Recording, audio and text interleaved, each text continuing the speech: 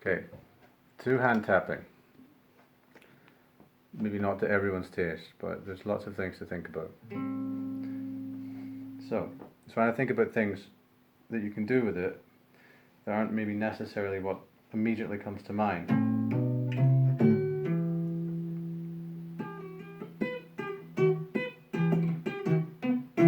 Okay, so the first thing is that I think a lot of the reason why I get so much bad rap in playing is because the sort of the Kirk Hammett effect, that sort of thing. So I'm going to be thinking about stuff that you do without distortion for now, but most of it applies if you're trying to build stuff with distortion. Although, some playing techniques slightly differ. I would say if you end up using your entire right hand on the neck, and you're sort of using your left hand hammer-ons from nowhere, you really have to watch what your muting is doing. But yeah, so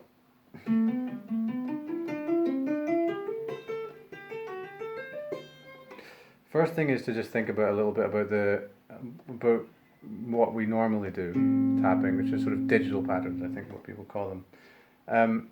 So yeah, the most common things are these groups of fours and whatnot, where the relationship of the pentatonic shapes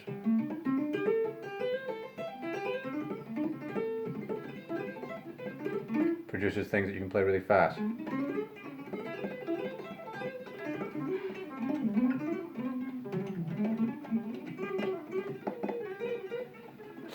Most guitar players, if taken any interest of that, I can probably do that infinitely. Yeah, which is of course really useful in any jam situation if you want to piss people off. But like how to try and move beyond that is often quite a problem. So one of the first things I think is quite useful is to try and think about like the independence of the right hand.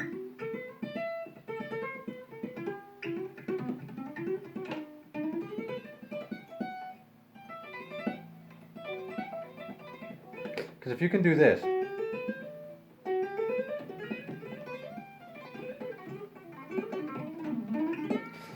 you can already do quite a lot of stuff. I mean, you can obviously you can do the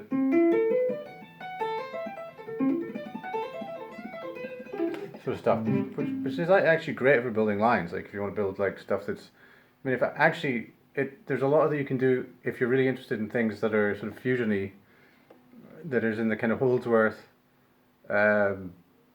Guthrie Govan-y, Frank Gambale realm, using this. Holdsworth obviously is all about having huge sort of stretches, so a lot of that sort of sound can be created through tapping vocabulary, but it's a different sort of tapping vocabulary, and that's what I'm trying to talk about here.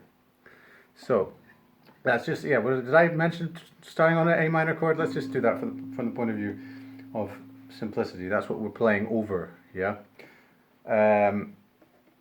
So as I said, there's the whole kind of digital tapping thing. So there's just even stepping away from that a little bit, adding one extra note can really just change it already. So for example, if you're going from 4 like that to 5, it already makes a very different sound.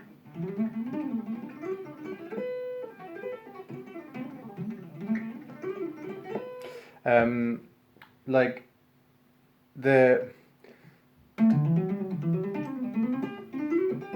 it's just totally modal though. It's very colorless, and I think that's probably the biggest problem with that sort of stuff, because that's just a texture. That's not a line. The only thing that it just sort of arrives at a point, and the line that it's a good way to sort of maybe boink to something. Trying to make a line with sort of thing is very different. I think that's you have to kind of try and think how you would think if you were actually playing a normal type of a line.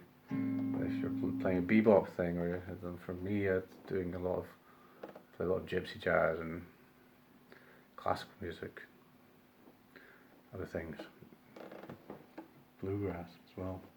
But so let's just say, from the point of view of going out of tune, I'll do for now. It's not like I'm ever going to play a chord. So yeah, so first steps that are quite interesting is using your right hand independence across the string. So you've got like stuff like that. So that's a sort of nice effect.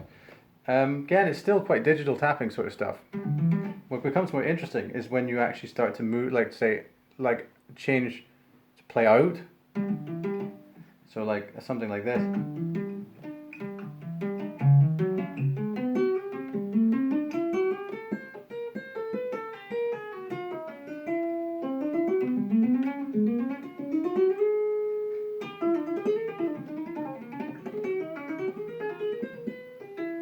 Now that's like there's a few tricks there. Obviously, with any guitar player who's ever played bebop will know the first time somebody tells you about this whole concept of playing out is they often introduce this idea, for example, of moving a half step. So if you're like playing kind of I don't know, for example, E minor with a cavalry over C major, this kind of thing, and then moving down a half step creates this sort of thing. I mean, it's really basic, that sort of stuff. It's really just ignoring all important harmony stuff, but you know, in terms of this, it can be actually quite useful. Yeah, so it's really great sort of sound, you know. It's very, very sort of quick recipe.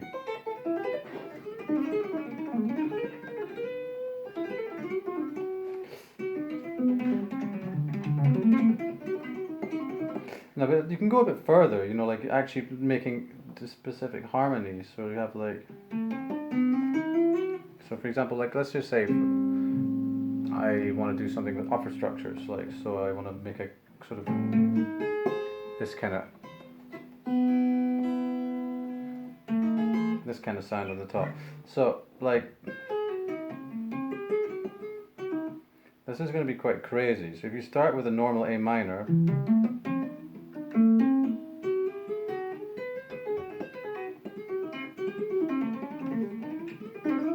So you can resolve it. So you kind of can create this A flat over A vibe.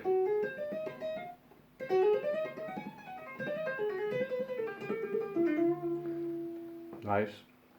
I mean, like if you think about how people play over things like modal tunes in general, people create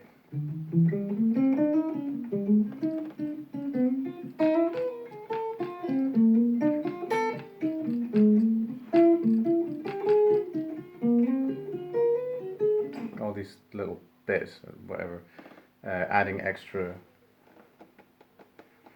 places, imaginary sort of harmonies. It's slipping out of tune.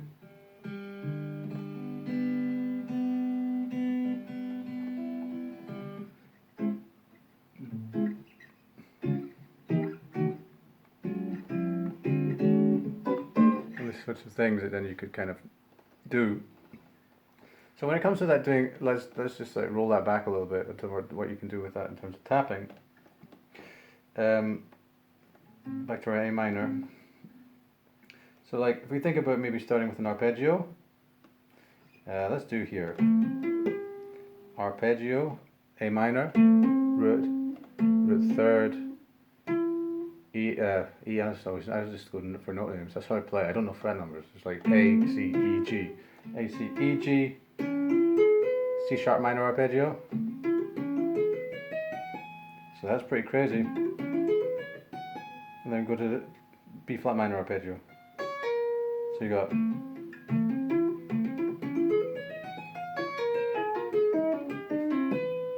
well, I mean, I didn't explain the last bit, but that's even just an example. What did I do? There's the simplest version. A minor arpeggio, C sharp minor arpeggio, B flat minor arpeggio.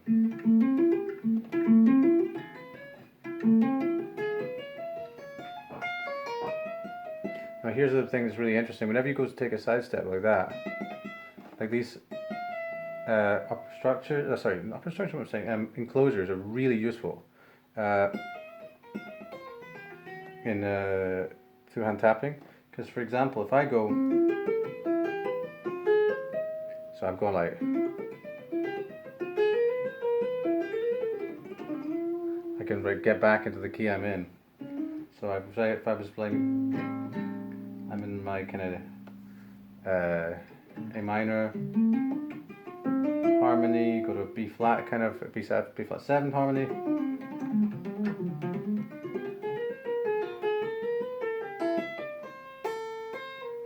You know, or like a similar thing, I could go my A minor harmony.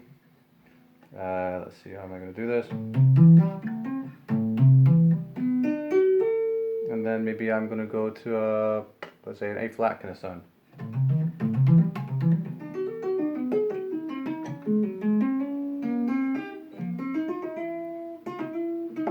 So that kind of thing. You can do it, you can layer them.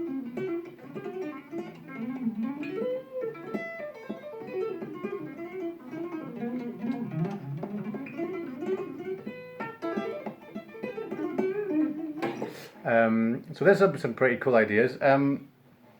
Yeah, I mean, ultimately, when you want to make lines, though, you want to make. I think that it's best to try and find kind of elements of intentionality. You know, so if you're gonna, especially if you're gonna do anything that's really fast.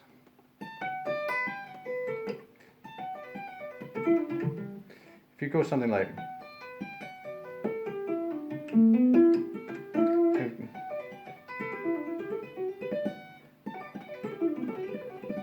Just a little thing like that on top of this.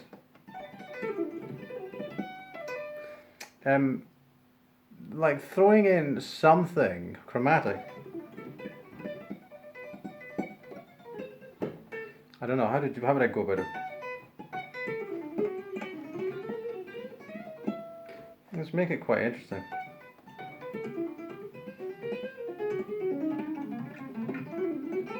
It's all back to the boilerplate, but like, you know, like that sort of thing is what's cool. Yeah.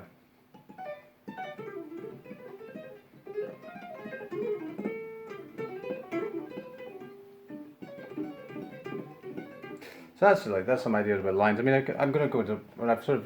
I mean, I'm sort of talking about my own playing here. I mean, when I'm thinking about it, especially when I'm playing slower, because there is the whole slower aspect of it. You know, you can.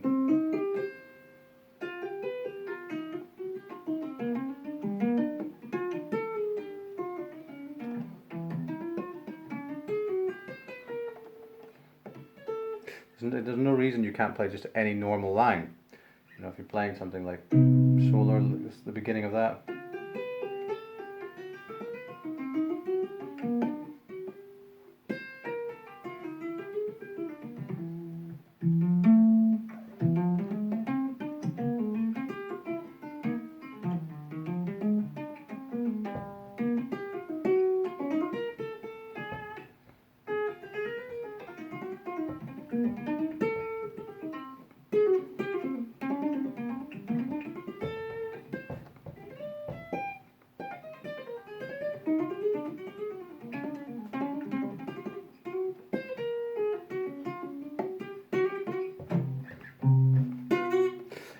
Etc. Etc. Etc.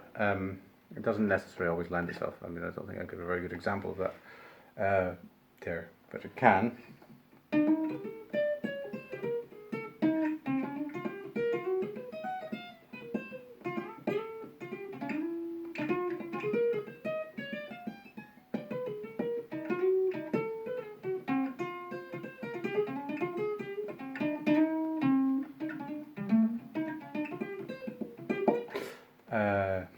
Yeah.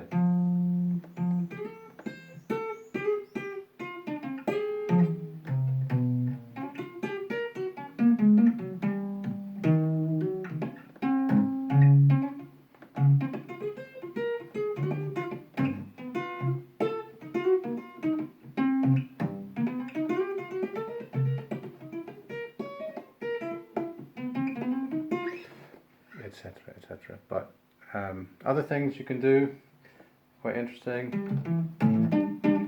the kind of riffy sort of stuff. You see a lot of that on Instagram.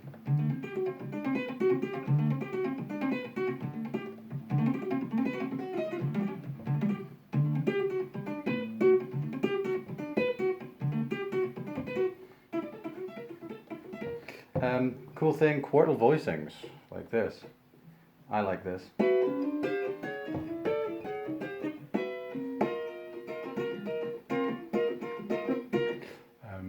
It's quite an unusual sort of sound. Whatever other things you can do.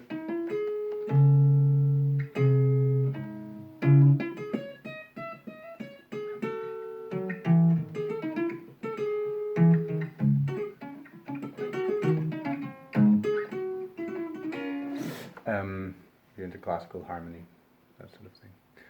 But in terms of actual jazz applications, I'm going to be exploring this on a new channel actually a lot in the next while. Trying to organize my thoughts a bit better about it. I'm just kind of experimenting right now. So to try and actually think about playing over fast moving changes, how to make really interesting shapes, how to develop technique with it, and other stuff.